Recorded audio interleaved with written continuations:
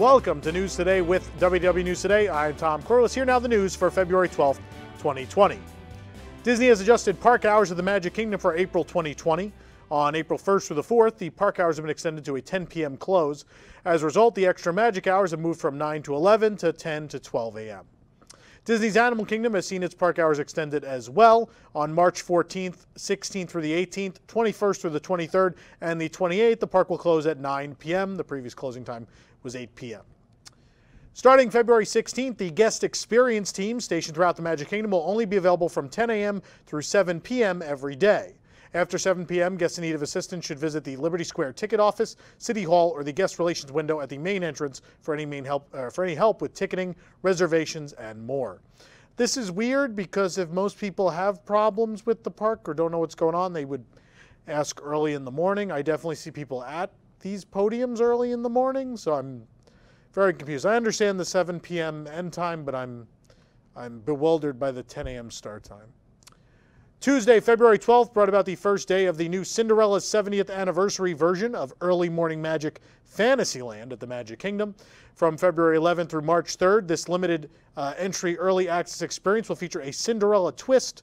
This event, of course, offers access to 7 attractions in Fantasyland, starts an hour and 15 minutes before opening, and includes breakfast hosted at Cosmic Rays Starlight Cafe. The current pricing is $89 for adults, $79 for children plus tax. The added offerings for the Cinderella anniversary include 3 roaming character meet and greets. You can find the fairy godmother, Anastasia and Drizella, and Susie and Perla making the rounds in the middle of Fantasyland near the carousel. The event is advertised, again, is taking place from 7:45 a.m. to 10 a.m. And for breakfast, each guest receives a plate of hot food and a glass of juice at the counter. And the toppings bar is converted to a continental buffet with pastries, oatmeal, yogurt, and charcuterie. This setup had the benefit of the hot food being hotter and fresher when received it than it would be from a buffet.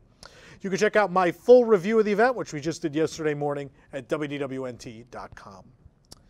Regal Eagle Smokehouse Crafts, Drafts, and Barbecue, you know, that thing that refuses to open, is hopefully open any day now. And with that opening coming any day now comes a reveal of the walk-up bar menu for the fast casual establishment, which will boast a number of brews and wines on tap, as well as both alcoholic and non-alcoholic specialty cocktails for all patriots feasting on hearty meats or plant-based burgers. Construction walls are down at the restaurant, leaving a number of elements such as signage and recently installed menus in plain sight of guests. From a distance, you can see the menu uncovered for the walk-up bar window. Drinks include a frozen iced tea lemonade, a frozen mint julep, moonshine sour, and various beers and wines.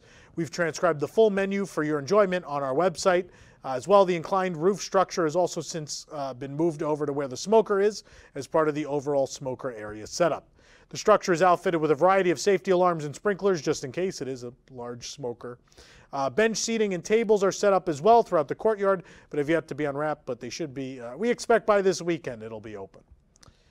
Mouse Gear, Epcot's premier retail store, closed back in early January, and since then demolition on its interior has moved quickly, clearing the entire space for the intensive remodeling. Now demolition has moved on to the building's exterior, for at least the portions that will be demolished, as the circular building that made up one of the store's entrances is being torn down. The entire circular addition is set to be dismantled and demolished in order to restore more of the original shape of the building, what it used to look like basically back in 1982. While Mouse Gear is set to reopen in the same space, no official opening date has been given. The building they're knocking off is that little addition that was near the Fountain of Nations. It jutted out into that space. That was actually added for Centurium in 1986 when they did a store expansion of that. So it's been there for a long time, but it's coming down now, going back to the 1982 look, kind of. Recently, Walt Disney Imagineering and Disney Live Entertainment team members had an opportunity to update some of its leaders on the historic multi-year transformation taking place at Epcot. Bob Iger, Chairman and Chief Executive Officer of the Walt Disney Company, and Bob Chapek, the Chairman of Disney Parks Experience and Products, got to meet the live singers that are helping to bring the powerful stories of Epcot's Harmonious to life. The Nighttime Spectacular's new logo has also been revealed, and it features the classic Epcot logo as one of the O's in Harmonious, which, by the way, has dropped the odd harmonious spelling where the U was capitalized. That's gone now. But putting the Epcot logo in there does separate the us anyway. It's still kind of accented. This is a logo change. They also have changed some of the nomenclature they're using to describe the show. They used to say that it was the largest nighttime spectacular they've ever developed. They're now saying it's one of the largest they've ever developed. So who knows what was cut from this thing already. I suppose we'll find out in a few months when Harmonious debuts on the World Showcase Lagoon. Disney has fixed the My Disney Experience glitch that caused Millennium Falcon Smuggler's Run and Runaway Railway Fast Pass selections to automatically convert into Tier 2 Fast Passes. In an effort to make up for the frustration this caused guests, they have reinstated those Smuggler Run Fast Passes, as well as granted them an additional Multiple Experience Fast Pass to be used at any Tier 2 attraction. The Monsters, Inc. meet and greet inside Walt Disney Presents at Disney's Hollywood Studios opened just last year, but it's already going to be using one of its characters. Mike Wazowski will meet guests through Saturday, February 22nd, but beginning Sunday, February 23rd, the meet and greet will only feature Sully.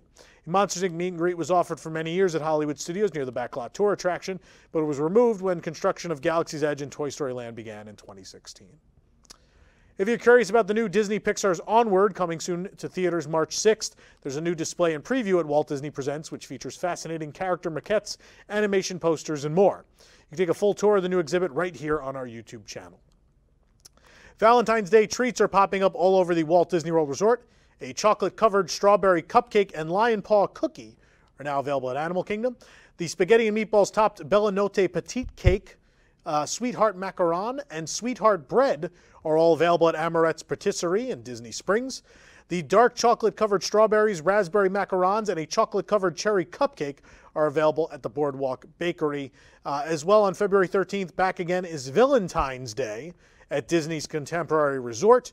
I believe it was 10 desserts last year, will be back. So all of those reviews are up on our website, including reviews of all 10 of those Valentine's Day desserts, because we did them all on February 13th last year.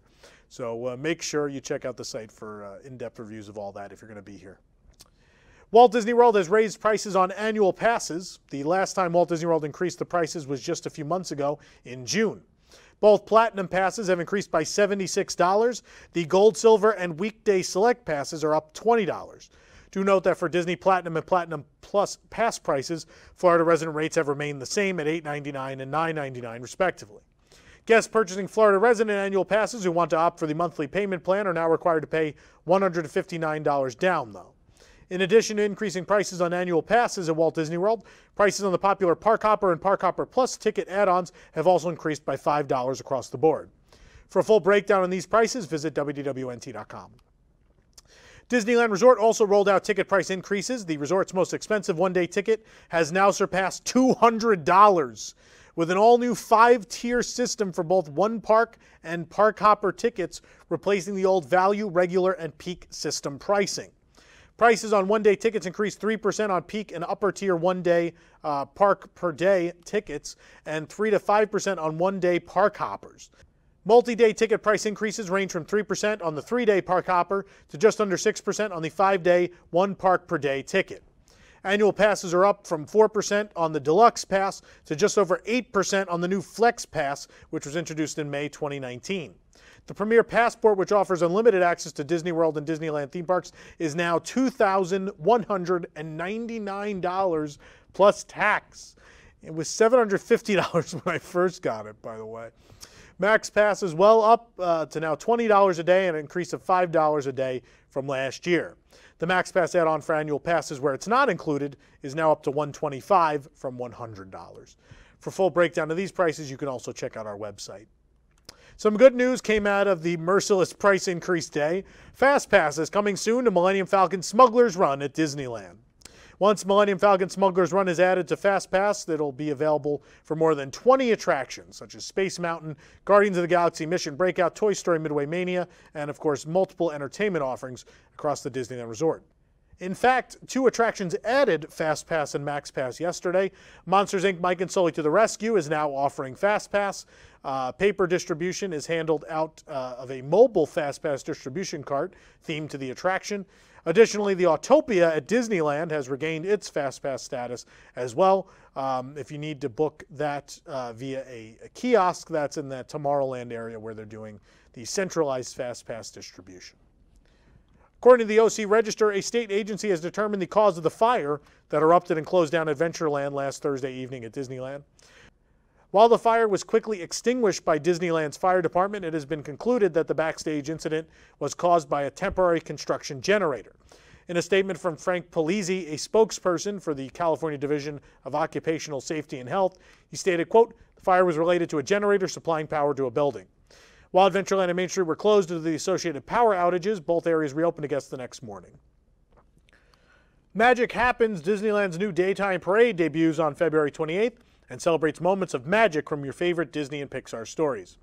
Whimsical merchandise is coming to Disneyland to celebrate the new parade.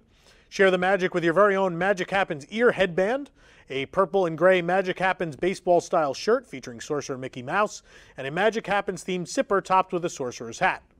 You'll also be able to pick up a Mickey Mouse-shaped light-up ornament and the official Magic Happens pin.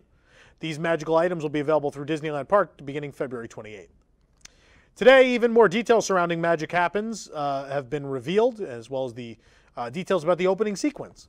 Mickey Mouse in an all-new sorcerer-inspired costume leads the way, gliding along on a glistening swirl of magic that emerged from a giant 15-foot-tall iridescent magical hat. To help Mickey open the parade are Minnie Mouse, Donald Duck, Goofy, Pluto, and Chip and Dale, along with a group of eclectic and contemporary dancers. 9 newly designed floats will make their way along Main Street during the parade, with 2 original songs adding to the musical flow of the parade. The main theme, Magic Happens, and as well as a special song for the grand finale, and 90-plus performers in the vibrant costumes bring Magic Happens to life. More than 24 of them are Disney and Pixar characters. Jordan Peterson, show director for Magic Happens, began his career as a parade performer and appeared in more than 18 parades between Disney World and Tokyo Disney Resort. David Duffy, a creative director for Magic Happens, has been with Disney Live Entertainment for 30 years. He started his career as a performer at Disney's Hollywood Studios at Walt Disney World in Florida.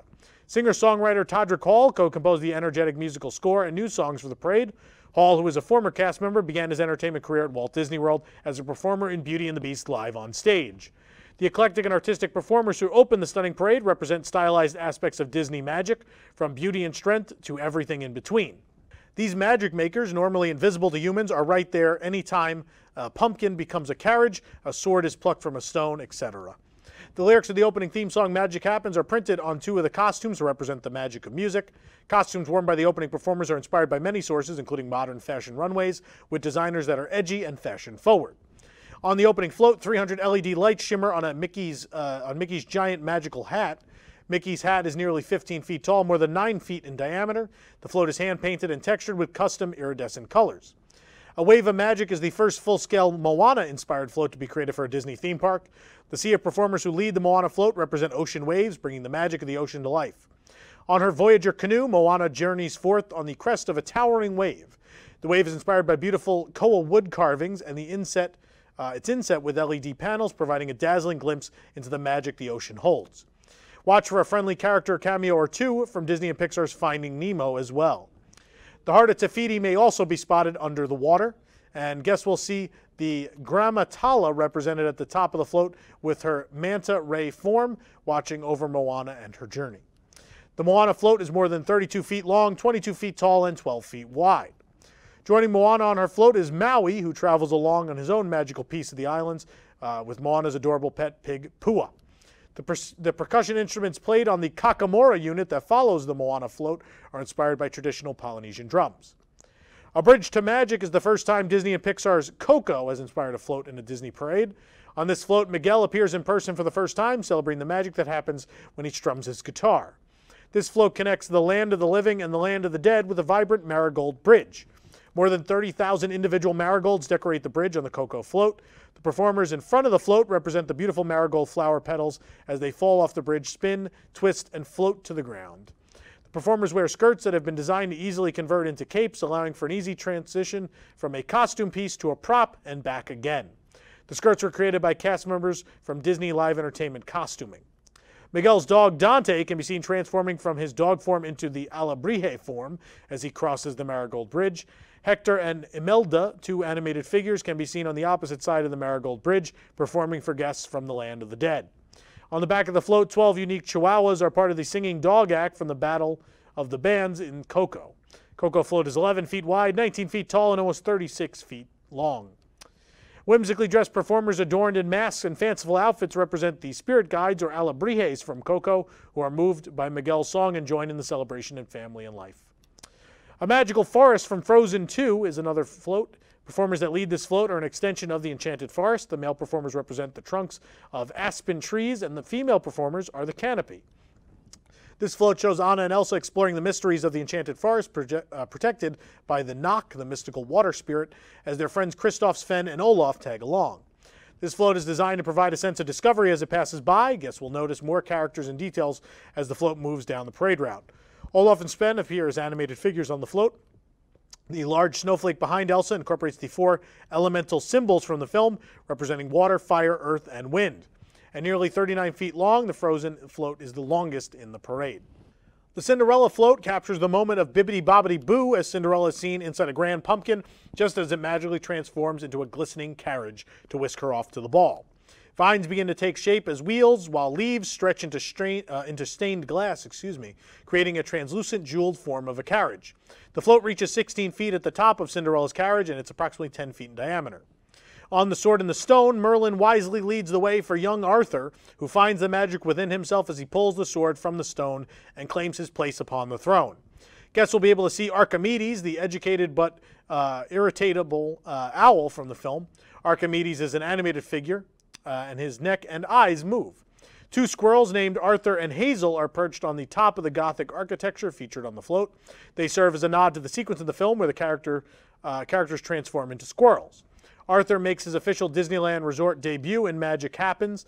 Believe it or not, apparently he's never existed in all 65 years of Disneyland's history. The float is approximately 19 feet tall, 15 feet long, and 12 feet wide. On the Kiss, featuring the Princess and the Frog, Tiana and Naveen are seen amidst a swirl of golden flowers where they are sharing a kiss, completing their transformation back into human form.